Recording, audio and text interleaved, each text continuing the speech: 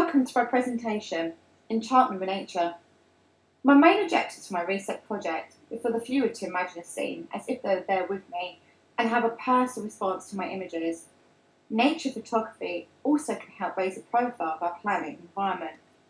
It allows the viewer to experience things they may not see in themselves and therefore raise awareness of the natural world. Within my own practice, I want my work to spark a deeper understanding of the enchantment world around us and to experience a new perspective to the natural world and to have an emotional response to the environment around them.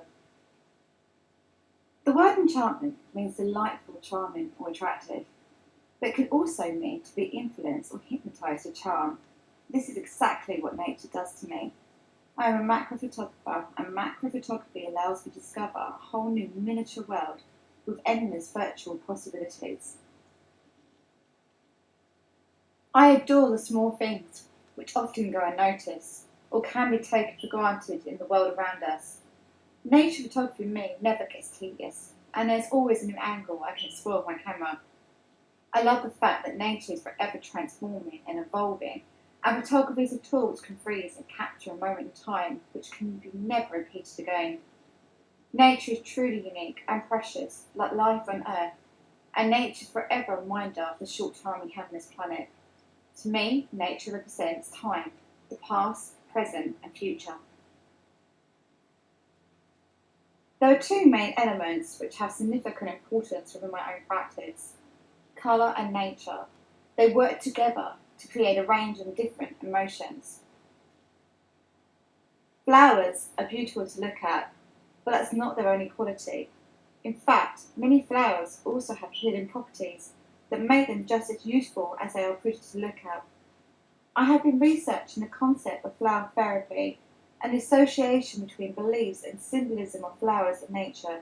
For example, the rose is a symbol for love and passion, and one of the most popular flowers with cupped arrangements, but they are also commonly used for medical purposes.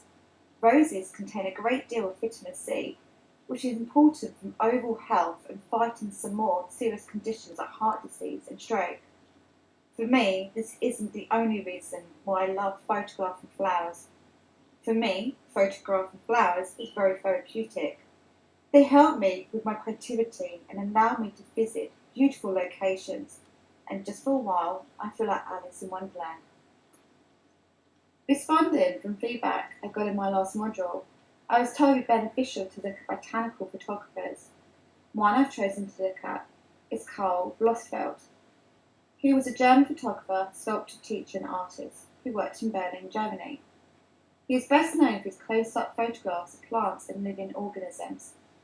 His work, which is still appealing today, is modern and naturally beautiful. Blossfeld understood a form was due to the fact he taught sculpture based on natural forms. History of botanical photography became popular in the early and mid-19th century for scientists and documentation. Blossfeld designed a camera which helped him to enlarge his subject and see up close. His work was created to be a teaching aid and inspiration for architecture, sculptors and artists. Here are examples of my own work which has been inspired by Karl Blossfeld. Last year, I visited Kew Gardens. At Kew Gardens, there is an exhibition of Mariana North. Mariana North was an English Victorian biologist and botanical artist who explored the world to discover new species of plants and flowers. Mariana was born in Hastings on the 24th of October 1830, and her father was very special to her. They both shared a love for nature and travelling, and when her father passed away in 1869, she decided to pursue her passion of painting the plant and floral life in distant countries. Over the course of 14 years, Marianne visited many different locations, and on her return to Britain, she offered to give the collection to the Royal Botanical Gardens at Kew. Kew Gardens claims that the North Gallery is the only permanent solo exhibition by a female artist in the world.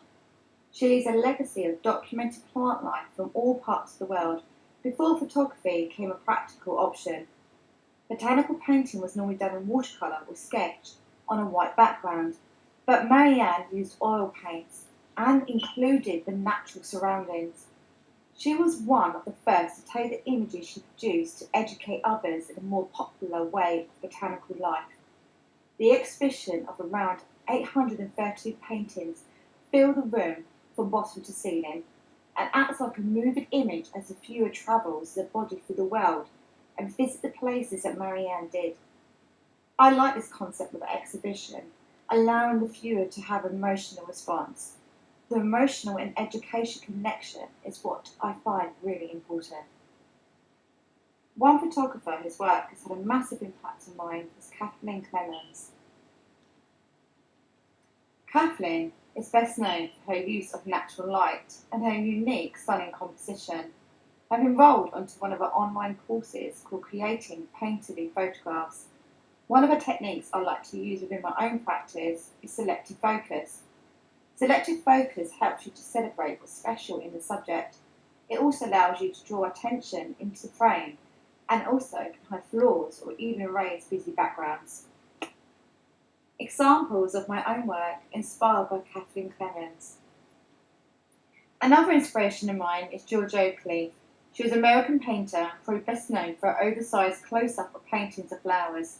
She was inspired by nature and had a very strong emotional response. She was also inspired by the teachings of Arthur Dow and his radical concept of filling a space in a beautiful way.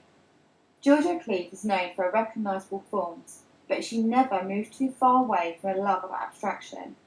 She had the ability to take something simple and then transform it truly into something outstanding. I have included examples of my own work, which has been inspired by hers. It's important to understand that photography didn't start in colour and it was in monochrome, black and white. Today I believe colour photography has been taken for granted.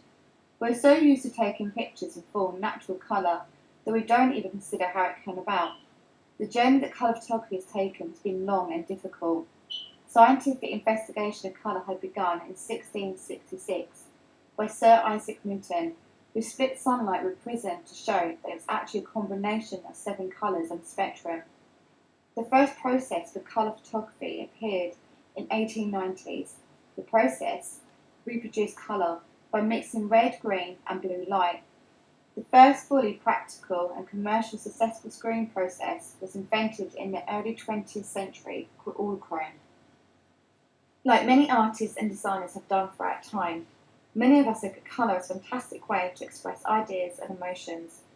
Colour plays such an important role in our life, and when it comes to my own practice, I believe there are 2 main reasons why colour is so important within my own photography. The first reason is colour helps to tell a story, and it can be used to communicate on a more emotional level. I strongly believe colour is responsible for making a photograph exciting, lively, or mysterious.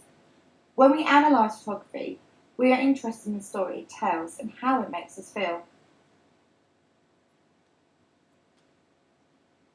When I think of colour, there is one artist in particular that comes to mind, and that is Mark Rothko.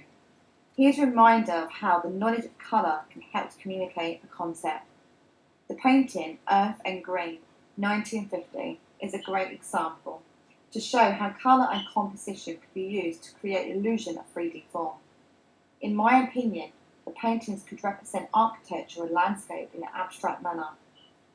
He uses geometric shades, vertical and horizontal, and he also uses warm and cool colours. Warm colours, red, yellow and orange, have more energy to compare to cool colours like blue, green and purple. Cool colours seem to move into the background, while warm colours protrude forward. Rothko's work is more about the human soul and having a spiritual connection. If I had to describe my recent project in 5 words, it would be colour, macro, emotions, floral and life. To be able to fulfill my objectives, I need to continue experimenting with my photography and exploring ways to grow awareness in the natural world, seen or unseen. Thank you for listening to my presentation.